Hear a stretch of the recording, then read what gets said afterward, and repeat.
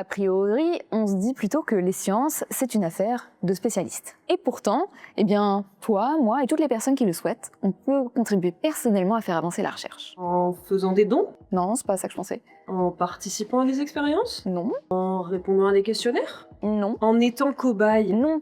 Ah. Enfin, oui, mais c'est pas de ça dont je veux parler. En fait, là, je pensais plutôt au fait de contribuer vraiment à des projets de recherche scientifique. C'est ce que proposent notamment les sciences citoyennes ou sciences participatives. Moi, par exemple, sur mon téléphone, j'ai une appli qui s'appelle iNaturalist qui me permet d'identifier des espèces animales ou végétales. Donc en fait, j'ai juste à les prendre en photo et je peux essayer d'identifier ce que c'est comme espèce et des chercheurs peuvent l'utiliser. Donc notamment, ça peut aider à regarder est-ce que telle plante se trouve bien dans telle région, comment ça évolue en fait dans le temps et tout. Donc toi, tu t'amuses, tu apprends à reconnaître des espèces et en même temps, ça aide des scientifiques? Bah, Très bien. ouais, et pourtant, en fait, les sciences participatives, elles ont suscité des critiques. Parce qu'en fait, ça soulève des questions. Notamment, quelle place on doit donner aux citoyens dans ces recherches? Quel effet ça a concrètement? Et puis, quel objectif est-ce qu'on vise? Dans cette vidéo, on va remonter un petit peu le temps pour comprendre comment s'est développé ce mouvement des sciences citoyennes ou sciences participatives et quelles promesses elles nous font. Bienvenue dans la ville de recherche.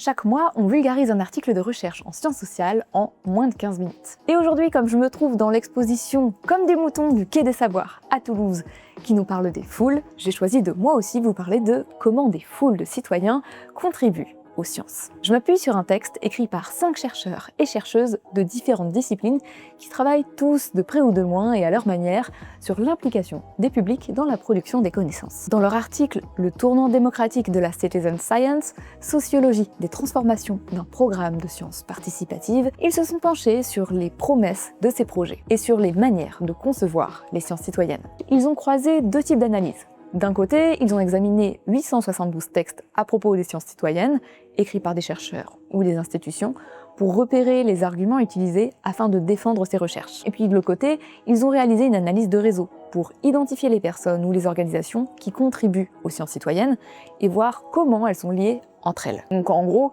qui fait partie de la même structure, qui écrit des bouquins ensemble, qui a le plus de poids dans ce milieu. Le croisement de ces 2 méthodes, il leur permet de comprendre quelle vision des sciences citoyennes s'impose, quelles promesses on fait le plus, et d'où ça vient, dans quel contexte ça émerge. En 1900, en Amérique du Nord, une organisation environnementale a lancé le Christmas Bird Count. Pendant les 15 jours suivant Noël, des citoyens et citoyennes étaient invités à compter les oiseaux autour de chez eux. La première année, 27 observateurs ont participé, c'était pas énorme, mais le projet a continué. Et aujourd'hui, ça réunit des dizaines de milliers de personnes. Et on peut un peu le considérer comme le premier ou l'un des premiers projets de sciences citoyennes. D'autres initiatives ont vu le jour, mais il a fallu attendre les années 90 pour que le terme sciences citoyennes soit vraiment utilisé et surtout défini. On le trouve dans le titre du bouquin Citizen Science, a Lab Tradition de l'ornithologue Rick Bonney. Rick Bonney, il bosse au Cornell Lab of Ornithology, qui organise également des comptages d'oiseaux avec des noms spécialistes. Et au fil des projets, au fil des années, ils en sont venus à établir une sorte de modèle des sciences citoyennes et de la manière de faire. Pour montrer l'intérêt de ces projets, ils mettent en avant 2 fonctions centrales.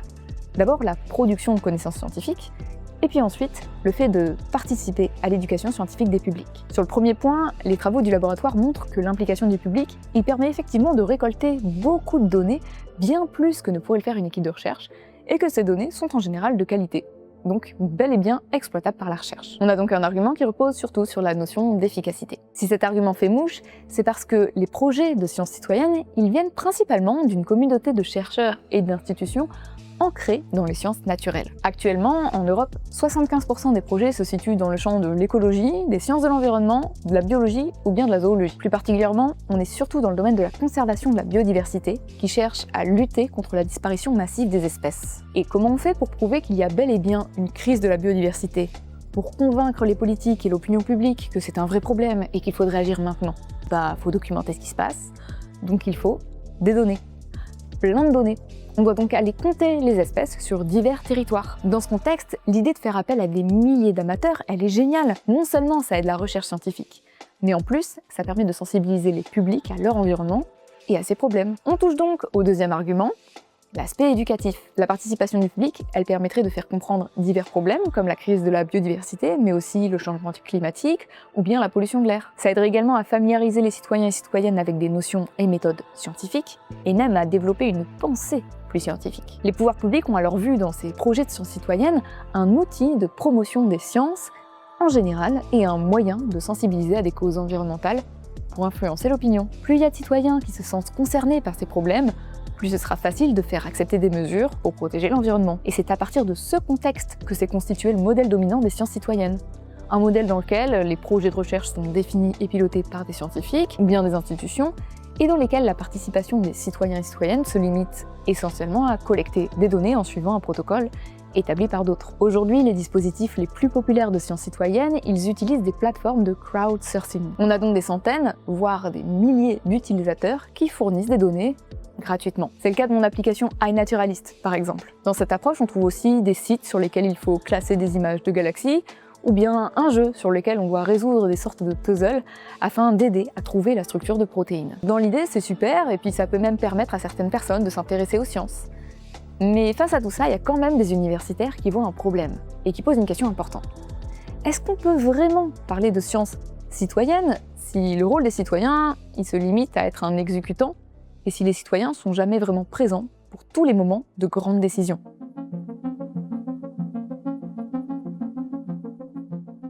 En fait, tout à l'heure, je vous ai un petit peu menti. Je disais que l'ornithologue Rick Bonnet avait parlé en premier des sciences citoyennes et qu'il avait contribué à le définir. Mais en réalité, à la même période, un autre chercheur, Alan Irwin, proposait déjà une vision et une définition différentes. Irwin, il est sociologue, et dans son travail, il s'intéresse notamment aux relations entre les sciences et le reste de la société. Et il définit cette science citoyenne comme une véritable démocratisation de la production des connaissances et de la gouvernance scientifique. Concrètement, ça veut dire que les citoyennes et citoyens devraient être intégrés tout au long des projets et que ces projets doivent refléter leurs préoccupations. Pour lui, les gens devraient participer à l'élaboration des politiques publiques, car eux aussi ils ont des connaissances sur l'environnement et la santé, même s'ils ne sont pas experts. Pour déployer son argumentation, il s'appuie sur des enquêtes d'épidémiologie populaire, qui sont des études réalisées par des populations affectées par un problème de santé. Donc on a des gens qui vont prendre l'initiative de collecter des données et de mobiliser des connaissances pour comprendre les causes d'une maladie, documenter un phénomène qui les touche directement. Et parfois, ils vont jusqu'à interpeller les autorités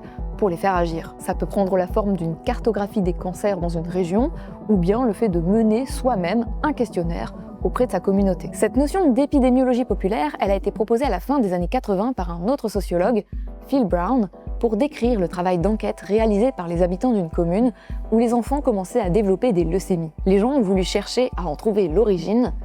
Spoiler, ils ont découvert que c'était parce que l'eau potable était contaminée par des dégraissants industriels rejetés par des usines pas très loin. Et donc Irwin, il se base sur ce genre de cas pour mettre en avant que lors des crises, les simples citoyens détectent souvent les problèmes avant les scientifiques ou les institutions. Ils ont une connaissance du terrain, qui est très utile, mais dans pas mal de cas, leurs alertes ne sont pas vraiment prises au sérieux, parce que précisément, ils ne sont pas scientifiques. Du coup pour lui, séparer les experts et les profanes, ça pose un vrai problème. Ça empêche d'avoir une gestion efficace et démocratique des risques sanitaires ou environnementaux. Et donc l'approche du sociologue, on voit qu'elle est bien différente de celle des ornithologues, parce qu'ils ne se basent pas sur le même contexte. Pour lui, la participation des citoyens, elle doit se faire dès le moment où on définit les problèmes ou les questions qu'on veut explorer. Les citoyens, ils devraient aussi contribuer à produire les données et même à évaluer les résultats de l'expertise scientifique, par exemple en fournissant une contre-expertise citoyenne. En gros, ce ne sont pas les citoyens qui devraient se mettre au service de la science, c'est la science qui devrait être au service des citoyens. Pour lui, la science citoyenne, elle apporte une autre promesse, celle de transformer les institutions scientifiques, les rendre plus démocratiques. On a donc deux visions un petit peu divergentes de la science citoyenne qui apparaissent au même moment, et même si c'est la première qui s'est imposée, les critiques ont aussi eu un impact. Ces critiques des sciences participatives, elles ont été entendues parce qu'elles tapaient juste. Elles résonnaient avec des problèmes déjà identifiés et qui montraient des contradictions entre les ambitions et ce qu'il se passait vraiment. Par exemple, les chercheurs et les institutions impliquées dans ce genre de projet avaient bien remarqué qu'ils attiraient surtout un public déjà acquis.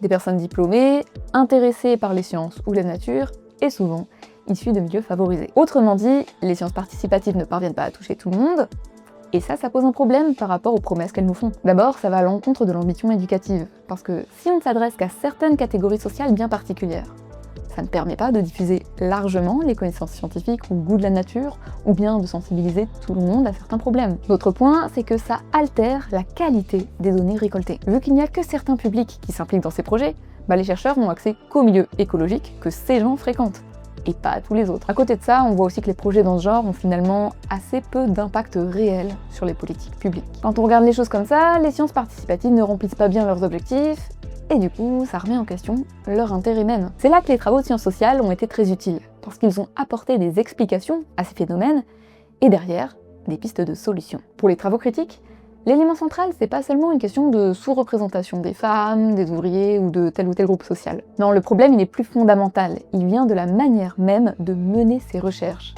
Car il y a un défaut de justice procédurale. En gros, pour résumer, ces projets, ils sont trop descendants, pas assez ancrés dans les préoccupations réelles des gens, pas assez inclusifs, bref, pas assez démocratiques globalement, et ils reproduisent des inégalités. Et tout ça, ça a un effet sur les populations qui vont participer ou non aux recherches, et aussi sur comment les résultats sont perçus. La conclusion, c'est qu'il faudrait donc repenser la relation entre les chercheurs et les publics dans ce genre de cadre de sciences participatives, et aller vers une implication réelle des personnes dès la création des projets. Pour l'instant, ça a surtout conduit à des changements dans les intentions et dans les discours, avec de plus en plus de vocabulaire lié à la question de la démocratie, de l'inclusion, avec également la création de groupes de travail sur ces sujets, et une plus grande intégration des sciences sociales. Les promesses aussi évoluent, puisque désormais on est de plus en plus sur le fait de réduire les inégalités face aux sciences, reconnaître d'autres types de savoirs non académiques, et surtout de réfléchir et décider ensemble dans une perspective plus citoyenne. Mais sur le terrain, les évolutions, elles sont plus lentes. Il y a des initiatives nouvelles, certes, mais la plupart des projets continuent à fonctionner sur ce modèle classique. Les chercheurs décident, les citoyens collectent.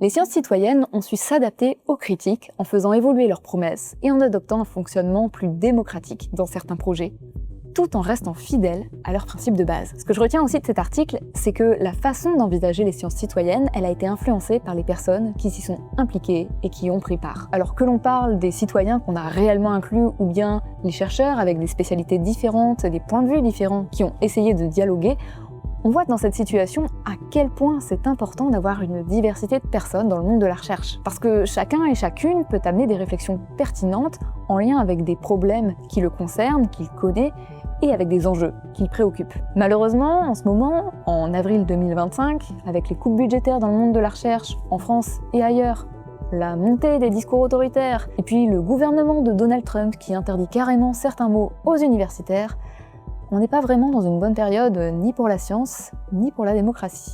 Si je me permets un petit avis personnel pour une fois, je crois qu'on n'est pas vraiment dans le meilleur moment pour voir des sciences citoyennes, inclusives et démocratiques se développer. Mais bon, vous pouvez quand même vous investir dans quelques projets si ça vous intéresse. Tous ceux que j'ai évoqués dans la vidéo seront disponibles en description via un lien. Et puis si vous avez vous-même participé à des projets de sciences citoyennes, ça peut être hyper intéressant que vous nous donniez un petit peu votre retour. Donc n'hésitez pas à le faire en commentaire. Et puis comme d'habitude, si vous voulez plus de contenu vulgarisé en sciences humaines et sociales, il y a le site de Mondes Sociaux. À bientôt!